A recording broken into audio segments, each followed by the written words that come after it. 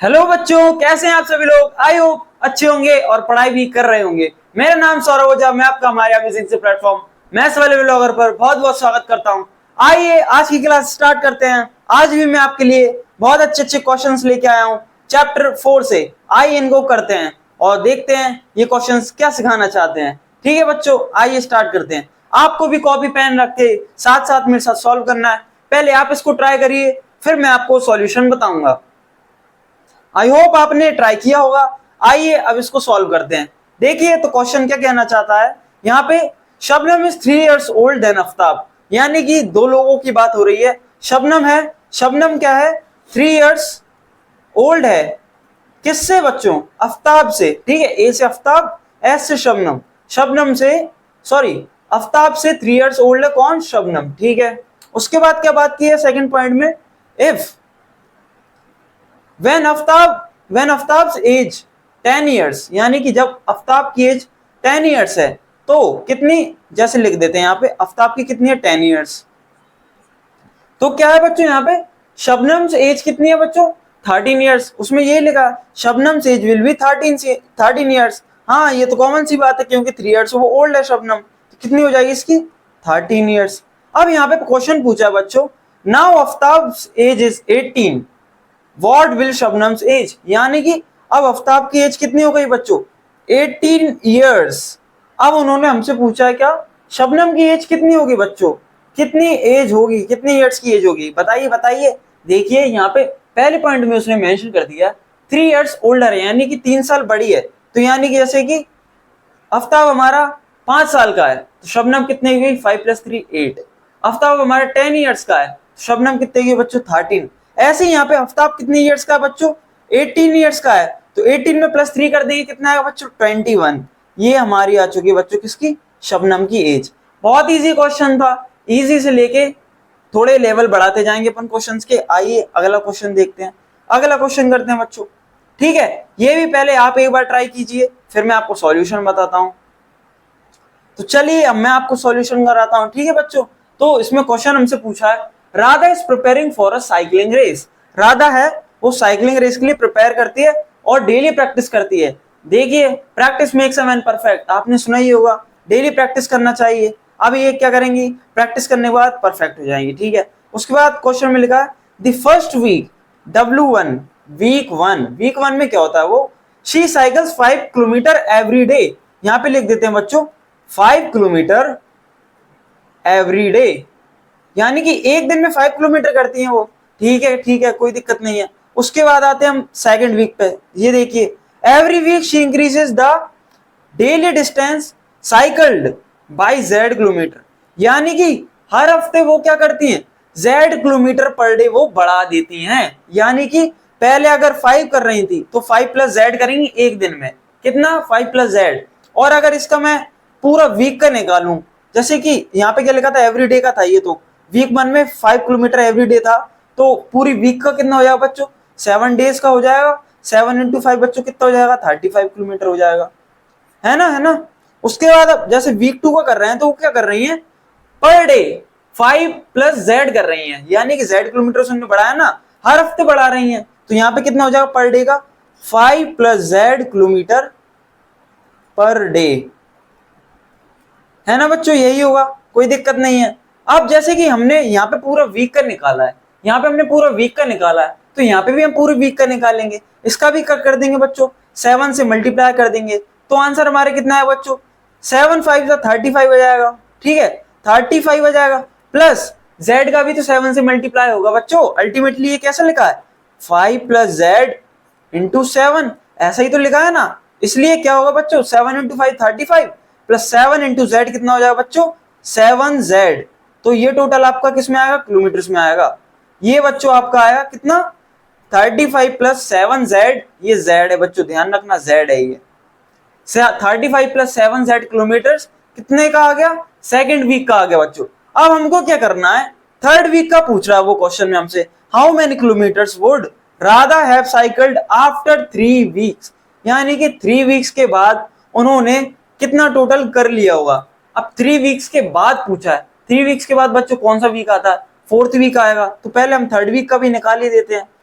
W3 third week का कितना हो जाएगा बच्चों 5 प्लस Z, यानी कि इस बार क्या होगा 2 बार Z बढ़ेगा। ये दूसरी वीक का Z है, ये तीसरी वीक का Z है, ठीक है, पर डे, ये पर डे का था उनका। अब कितना हो जाएगा ये Z प्लस Z 2Z हो जाएगा, 2Z का हम 7 से मल्टीप्लाई करेंगे कितना हो जाएगा 14Z हो जाएगा। साथ ही साथ 5 का 7 से मल्टीप्लाई होगा कितना हो जाएगा 35 हो जाएगा, ये Z है। ठीक है बच्चों, कितना हो गया 35 प्लस 14Z किलोमीटर हो गया उनका 3 वीक का। अब उन्होंने पूछा आफ्टर थर्ड वीक, हो सकता है थर्ड वीक का ही पूछा हो, लेकिन आफ्टर थर्ड वीक मेंशन है यहाँ पे क्वेश्चन में, तो मैं आपको थर्ड वीक के बाद कौन सा वीक आएगा बच्चों फोर्थ वीक। तो फोर्थ वीक में वो पर डे का बता देता हूँ और पूरी वीक का भी बता देता हूँ। फोर्थ वीक में वो कितना करा करेंगे 5 प्लस 3Z पर डे रहेगा उनका। यहाँ पे देखिए एक बार Z बढ़ा था वीक 2 में, यहाँ पे 2 बार Z बढ़ा, यहाँ पे 3 बार Z बढ़ेगा क्योंकि थर्ड वीक आ गई ना, पर वीक वो क्या फोर्थ वीक आ गई ना, क्योंकि पर वीक वो क्या कर रही है Z किलोमीटर्स बढ़ाती जा रही है। ये उनका 5 किलोमीटर तो था ही ऑरिजिनली पर डे का, ये 3 प्लस 3Z हमारा हो जाएगा पर डे का कितना फोर्थ वीक तक का। तो इसको क्या करेंगे बच्चों हम क्या कर देंगे, अब इसका हम पूरी वीक का निकाल देंगे, इसका दोबारा 7 से मल्टीप्लाई कर देंगे इस पूरे का, कितना हो जाएगा बच्चों 7 5 35 प्लस 7 इंटू 3 कितना हो जाएगा बच्चों 21, 7 21 Z हो जाएगा ये बच्चों। ये हो गया हमारा क्वेश्चन सॉल्व। ये हमारा आ गया आफ्टर थर्ड वीक का यानी फोर्थ वीक का, और ये बच्चों आ गया हमारा थर्ड वीक का। आपसे कुछ भी क्वेश्चन में पूछ सकता है, हो सकता है फिफ्थ वीक का पूछ ले, ऐसा भी हो सकता है ना। तो आइए बच्चों अब अगला क्वेश्चन सॉल्व करते हैं। आई होप ये भी आपको समझ में आ गया होगा। आइए बच्चों ये देखते हैं, ये थोड़ा सा अच्छा क्वेश्चन आ गया, धीरे धीरे करके हम क्वेश्चन के लेवल को बढ़ाते जाएंगे। ठीक है बच्चों, चलिए इसको सॉल्व भी करते हैं। अब देखिए क्या है, यहाँ पे एक लोकल ट्रेन है, लोकल ट्रेन है, कहां से चलती हो यहांपुर से चलती है और वहां जाती है।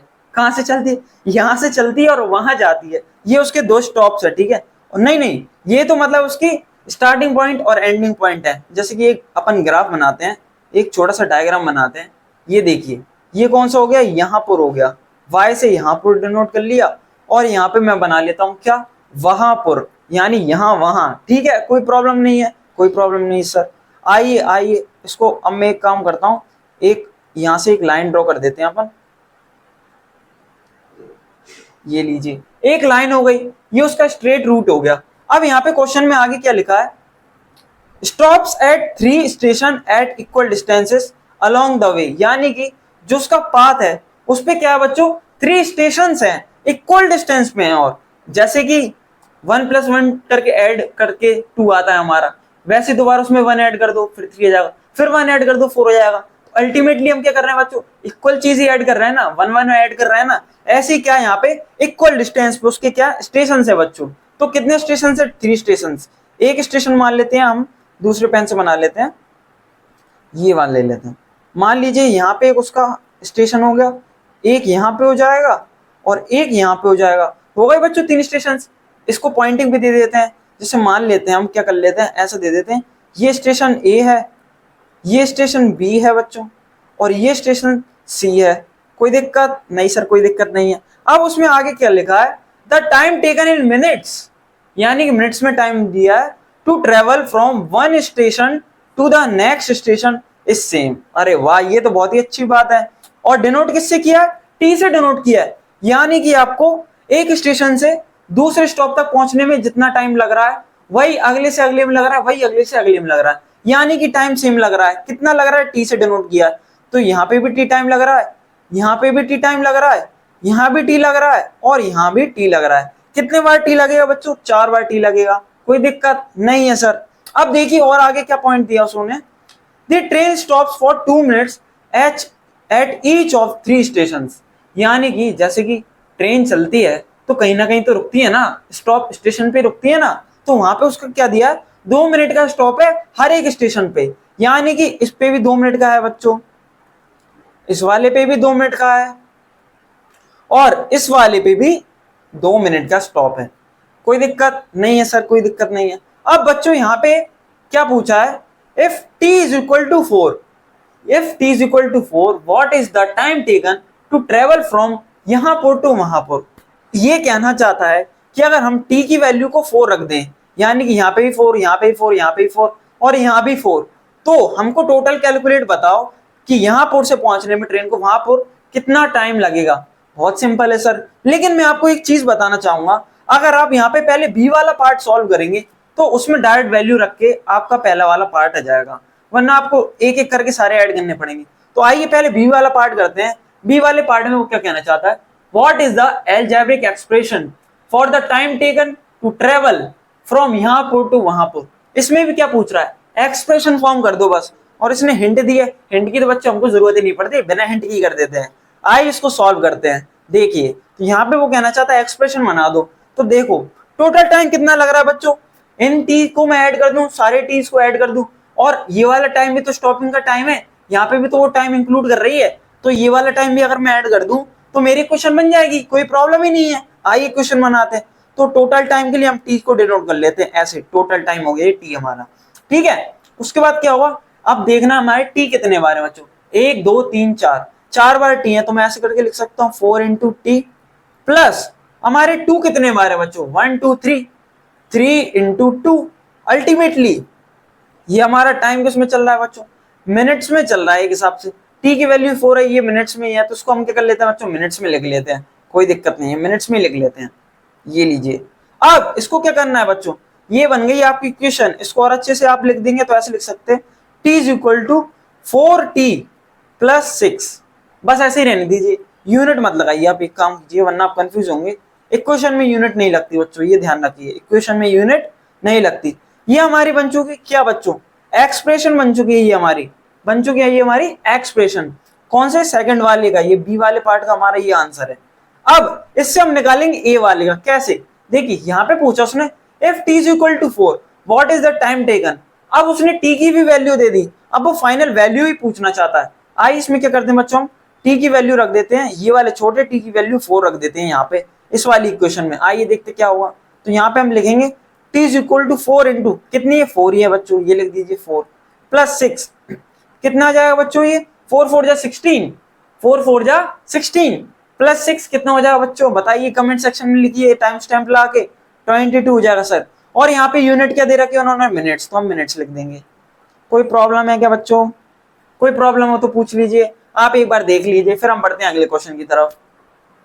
बहुत इजी क्वेश्चन था बच्चों। चलो बच्चों अब नेक्स्ट क्वेश्चन करते हैं, आइए नेक्स्ट क्वेश्चन देखते हैं, नेक्स्ट क्वेश्चन क्या है हमारा।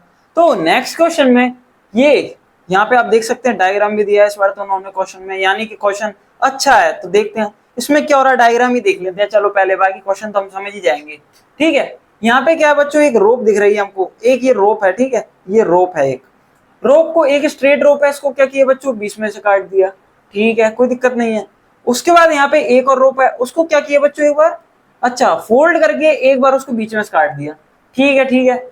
उसके बाद इसको यहाँ पे 2 बार फोल्ड कर दिया, इस बार यहाँ पे 2 बार फोल्ड करके बीच में से काट दिया। आइए देखते हैं अब क्या कहना चाहता है क्वेश्चन में। इमेजिन अ स्ट्रेट रोप, ठीक है, एक स्ट्रेट रोप है, if it is cuts once, यानी कि एक बार उसको काट दिया। अच्छा ये वाली की बात कर रहा है, यहाँ पे उसे कितने बार काट दिया, एक बार काट दिया, स्ट्रेट वाली है ये, स्ट्रेट, ठीक है। तो उसके क्या हो रहा है, वी गेट 2 पीसेस, हाँ ठीक है, सही है, 2 पीसेस मिल रहा है, एक ऊपर एक नीचे, ठीक है। उसके बाद if the rope is folded once, अच्छा हाँ ठीक है, यहाँ पे एक बार फोल्ड कर दिया उसको, ये देख सकते हैं एक ये फोल्ड है, ये मार्क कर रहा हूं मैं, यहाँ पे एक फोल्ड है ये, ठीक है, एक फोल्ड है यहाँ पे। और यहाँ पे क्या कह रहा है वो आगे कि अगर उसके बाद काट दी उसको, वी गेट 3 पीसेस, ठीक है, एक बार फोल्ड करके काट दी तो 3 पीस मिल रहा है, एक पीस ये हो गया, 2 पीस ये हो गए, और तीसरा पीस ऊपर ये पूरा हो गया, ठीक है।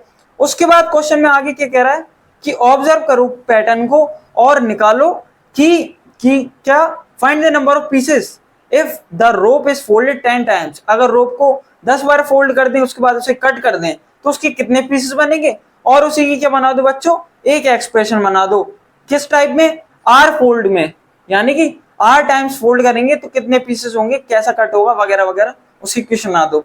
आइए पहले तो हमको पैटर्न ऑब्जर्व करना पड़ेगा, देखते हैं यहाँ पे क्या है बच्चों, एक भी फोल्ड नहीं है, यहाँ पे तो स्ट्रेट है, तो यहाँ पे मैं लिख देता हूँ, दूसरे पेन से लिख लेते हैं बच्चों, ये वाले ले लेते हैं, 0 फोल्ड्स, यानी कि एक भी फोल्ड नहीं है।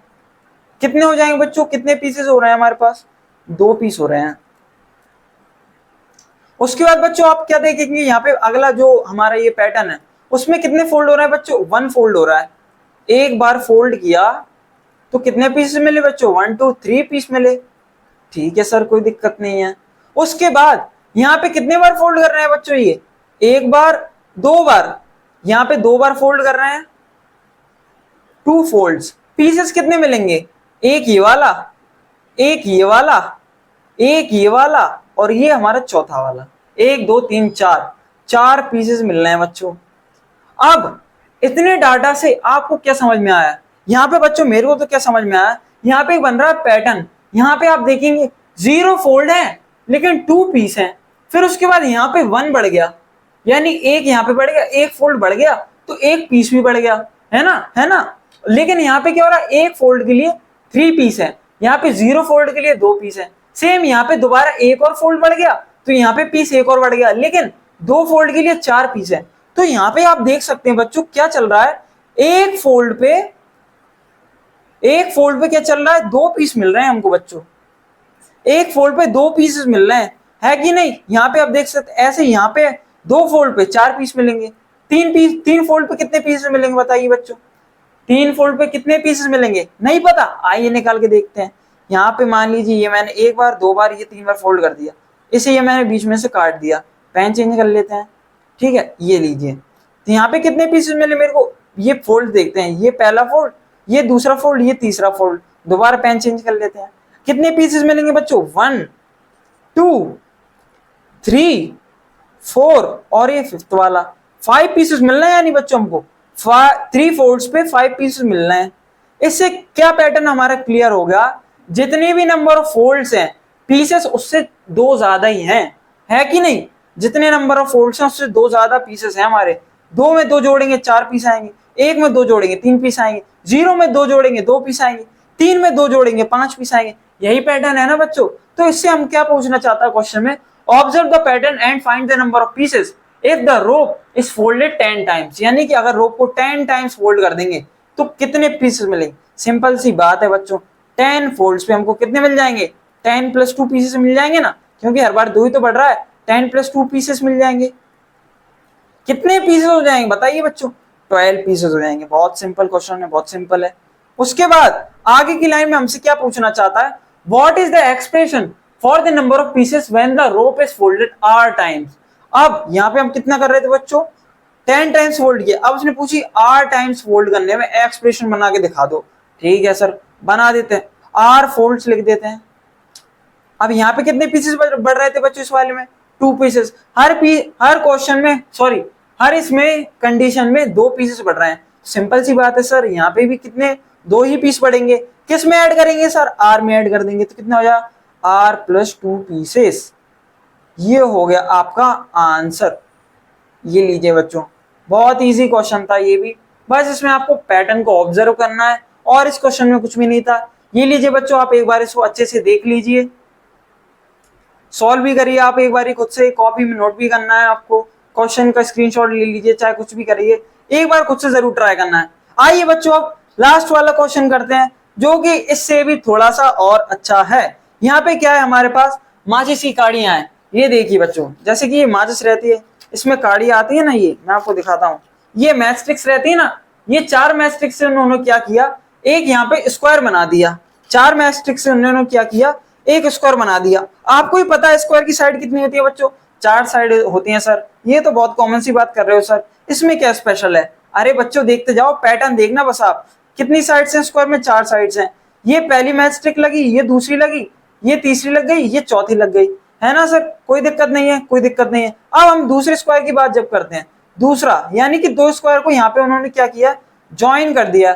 2 स्क्वायर्स को यहाँ पे उन्होंने ज्वाइन कर दिया। अब यहाँ पे कितनी मैच स्टिक लगेंगी सर? अरे सर, एक में 4 लग रही थी, 2 में 8 लग जाएंगे। नहीं बच्चों, ये नहीं है। उन्होंने क्या किया, साइड्स को ज्वाइन कर दिया, तो एक साइड उनकी कॉमन हो गई ना। ये वाली साइड आप देखेंगे उनकी कॉमन है, तो उनकी कितनी मैच स्टिक लगेंगी बच्चों? आइए काउंट करते हैं, 1 2 3 4, ये 5th हो जाएगी, ये 6th हो जाएगी, और कितनी? ये वाली हमारी हो जाएगी 7। यानी कि एक स्क्वायर में लग रही थी हमारी, एक स्क्वायर में लग रही थी कितनी बच्चों? 4 मैच स्टिक, है ना? यही है ना। और हमारे पास 2 स्क्वायर में कितनी लगी बच्चों? 2 स्क्वायर में लगी हमारी 7 मैच स्टिक्स। लगी ना, कोई दिक्कत नहीं है, कोई दिक्कत नहीं है सर। आइए इसका देखते हैं, इसमें क्या सीन चल रहा है बच्चों। यहाँ पे उन्होंने 3 स्क्वायर को ज्वाइन कर दिया, ये वाला ये वाला ये वाला, 1 2 3, 3 को उन्होंने ज्वाइन कर दिया, तो इनकी कितनी साइड ओवरलैप्स हो जाएंगी, 2 साइड्स ओवरलैप हो जाएंगी। ये देखिए 2 ज्वाइन हो गई। अब हमारे पास कितनी मैस्टिक लगी इस वाले में, 1 2 3 4 5 6, ये वाली 7वीं, एक सेकंड, ये हो जाएगी 7वीं, ये 8वीं, ये 9वीं और ये 10वीं। तो हम कह सकते हैं बच्चों यहाँ पे 3 स्क्वायर्स में कितनी मैचस्टिक लगी बच्चों, हमारी 10 मैचस्टिक्स लगी। समझ गए बच्चों, ये हमारा पैटर्न है, ये तो हमने डायग्राम को समझ लिया है यहाँ पे। अब वो बोला observe and identify the pattern, ठीक है पैटर्न हमने समझ लिया, कोई दिक्कत नहीं है। उसके बाद यहाँ पे लिखा है क्वेश्चन में, how many matchsticks are required to make 10 such squares. अब उसने पूछ लिया यहाँ पे एक के बाद एक, एक के बाद एक, ऐसे करके 10 स्क्वायर ज्वाइन कर दो। आप कितने बच्चों, 10 स्क्वायर ज्वाइन कर दो, उसके बाद उसमें कितनी मैचस्टिक लगेंगी ये पूछ रहा है हमसे। आइए इसको सॉल्व करते हैं। ये भी बस आपको एक बार एक पैटर्न समझने का खेल इस क्वेश्चन में भी। आइए वो पैटर्न को समझते हैं। यहाँ पे सबसे पहले मैं एक स्क्वायर की बात करता हूँ बच्चों, जैसे कि एक स्क्वायर ले लेते हैं हम। एक स्क्वायर में SQ से स्क्वायर डिनोट किया, कितनी मैस्टिक लग रही है, 4 लग रही है ना। 4 को मैं क्या कर लेता हूँ बच्चों, 3 + 1 लिख देता हूँ। कोई दिक्कत है क्या, नहीं है सर, आपने ब्रेक करके तो लिखा है, कोई दिक्कत नहीं है। अब आप पूछोगे सर 3 + 1 ही क्यों लिखा, 2 + 2 लिख लेते, 1 + 3 लिख देते, 0 + 4 लिख देते, 4 + 0 लिख देते। नहीं बच्चों, अभी मैं बताऊंगा आपका इसका क्यों लिखा है मैंने। अब जब हम सेकंड स्क्वायर की बात करेंगे, उसमें कितनी लग रही है बच्चों, 7 लग रही है। अब इसमें आप देखेंगे 7 तो लग रही है। अब देखिए यहाँ पे मैं आपको थोड़ा सा इरेज करके दिखाता हूँ इसे। ये मान लीजिए मैंने अभी इरेज कर देता हूँ, यहाँ पे अच्छे समझ में आएगा आपको, देखना भी।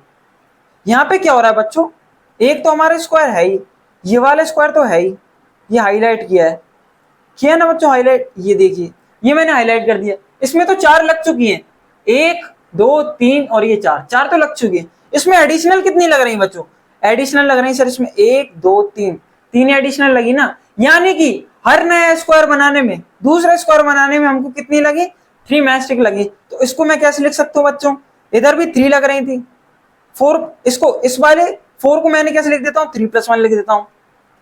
ठीक है बच्चों, इस वाले स्क्वायर को पहले वाले की, इसको मैं लिख देता हूँ 1 2 3 4, 4 थी ना, यहाँ पे मैंने 4 को क्या लिखा था बच्चों, 3 + 1। ऐसे यहाँ पे पहले 4 + 3 लिखेंगे ना, 4 + 3 तभी तो 7 होगा।